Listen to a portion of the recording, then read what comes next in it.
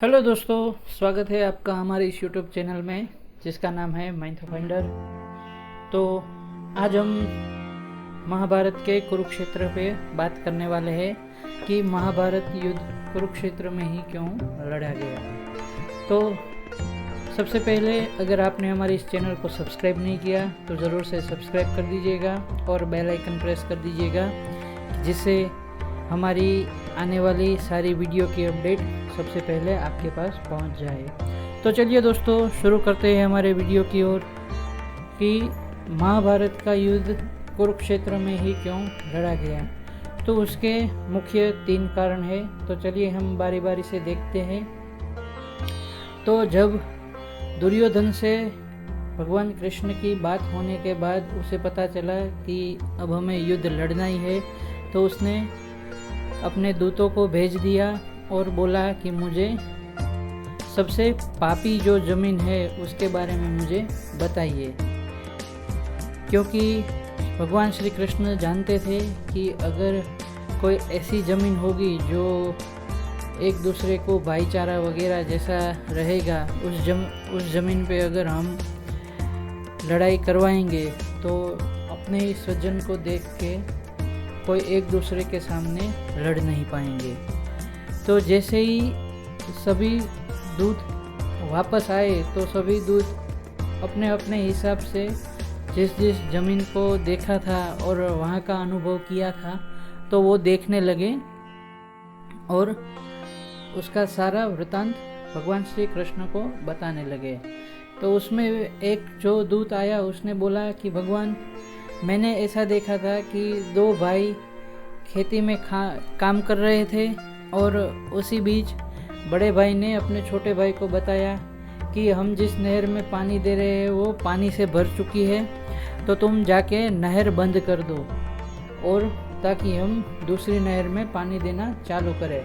तो ऐसी बात सुनते ही छोटे भाई ने अपने बड़े भाई को मुंह पे ही मना कर दिया। तो उस बात का बड़े भाई को गुस्सा आ गया और उन्हें वहीं पे मार कर जहाँ से नहर में पानी जा रहा था वहाँ पे उसका शरीर घसीटते हुए ले आया और वहाँ नहर के बीच में रख दिया ताकि पानी यहाँ से आगे ना जाए, और दूसरी नहर में पानी देने लगा। तो ये बात सुनकर भगवान श्री कृष्ण को लगा कि ये जगह ही युद्ध के लिए सही है, और वो जगह थी कुरुक्षेत्र।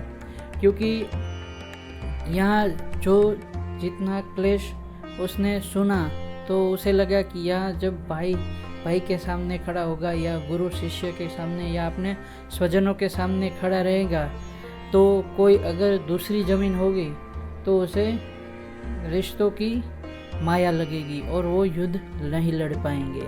तो इसीलिए ये पहला रीज़न ये था। अब हम दूसरे रीज़न की ओर आगे बढ़ते हैं। तो जब श्रवण कुमार अपने माता पिता को यात्रा करवाने के लिए कावड़ पे बिठा के लेके जा रहे थे, तब वो भी जब कुरुक्षेत्र की ज़मीन पे पहुँचे तो उसने अपने माताजी और पिताजी को बोल दिया कि आप अंधे हो लेकिन आपके पैर तो सही सलामत है, मैं अब आपके कावड़ का वज़न नहीं उठा सकता, तो आप यहाँ से चल के मेरे साथ आइए। और इसी ज़मीन पे श्रवण कुमार ने अपने अंधे माता पिता को चलाया था। फिर जैसे ही ये ज़मीन पूरी हुई तो श्रवण कुमार को पता चला कि ओह, मैंने ये क्या कर दिया। फिर उसने अपने माताजी और पिताजी से क्षमा मांगी। तब उसने के पिताजी ने कहा था कि बेटा, उसमें तुम्हारा कोई दोष नहीं है, ये ज़मीन का प्रभाव है, क्योंकि यहाँ कई सालों पहले मया नाम का एक दानव रहता था। उसने अपने माता और पिता का ही मृत्यु कर दी थी। तो इसी ज़मीन के प्रभाव की वजह से तुम्हारी मति ऐसी हो गई थी। फिर श्रवण कुमार फिर से अपने माताजी और पिताजी को लेके कावड़ में बिठा के यात्रा की ओर ले चले थे। फिर भी अगर हम भागवत गीता में पहले ही श्लोक में पढ़ते हैं तो उसे धर्म क्षेत्र कहा गया है। अगर आप पढ़ेंगे तो धर्म क्षेत्र कुरुक्षेत्र है। तो कुरुक्षेत्र इतना पापी होने के बाद, ये ज़मीन इतनी पापी होने के बाद भी उसे एक धर्म क्षेत्र क्यों कहा गया है। तो चलिए हम अपने तीसरे रीज़न की ओर आगे बढ़ते हैं। तो जब कुरु राजा, ये क्षेत्र के राजा का नाम था कुरु राजा, उसी के नाम से ही ये कुरुक्षेत्र का नाम हुआ था कुरुक्षेत्र। तो कुरुक्षेत्र के जो कुरु राजा थे वो हर बार अपनी मेहनत से ही कमाई करके खाने में मानते थे। तो एक दिन इंद्र भगवान ने सोचा कि क्यों ना मैं उसकी परीक्षा करूं। तब कुरु राजा अपने खेत में हल जोत रहे थे। तब इंद्र भगवान ने आके उन्हें पूछा कि हे राजन, तुम तो इस सारी जगह के राजा हो, फिर भी तुम्हें ये खेती करने की या हल जोतने की क्या आवश्यकता। तब कुरु राजा ने कहा कि मैं राजन से पहले भी एक इंसान हूँ और हमेशा इंसान को मेहनत करके ही खाना चाहिए। यह बात इंद्रदेव को अच्छी लगी, तो उन्हें कहा कि मैं तुम्हारी इस बात से बहुत राजी हुआ हूँ, तो तुम कोई भी एक वरदान मांग सकते हो। तब कुरु राजा ने ये कहा कि हे इंद्रदेव, अगर आप मुझे कोई एक वरदान देना चाहते हैं तो मेरे इस कुरु की जो धरती है, यानी जो कुरु का क्षेत्र है, वहाँ अगर किसी की भी मृत्यु हो तो उसको सीधा स्वर्ग की प्राप्ति मिले, वैसा मुझे वरदान दीजिए। तब इंद्रदेव ने कहा कि स्वर्ग प्राप्ति के लिए तो मुझे कई सारे देव के साथ परामर्श करना पड़ेगा, उसके बाद ही मैं ये तुम्हें वरदान दे सकता हूँ। तब कुरु राजा ने कहा कि जैसी आपकी इच्छा, आप अपने देवलोक में जाके सभी देव से परामर्श कर दीजिएगा, क्योंकि यहाँ तो सभी लोग की मृत्यु होगी तो सभी को तो हम स्वर्ग में नहीं रख सकते। तो इंद्रदेव ने फिर विष्णु जी से और सभी देवों से परामर्श किया, फिर बाद में कुरु राजा से मिलने आया और उसने कहा कि राजन, हमें आपको वरदान देने में कोई एतबार नहीं है, हम आपको ये वरदान दे सकते हैं, लेकिन हमारी 2 शर्त है कि आपके जो क्षेत्र में यानी कुरुक्षेत्र में कोई भी जीव अगर भूखे पेट या तो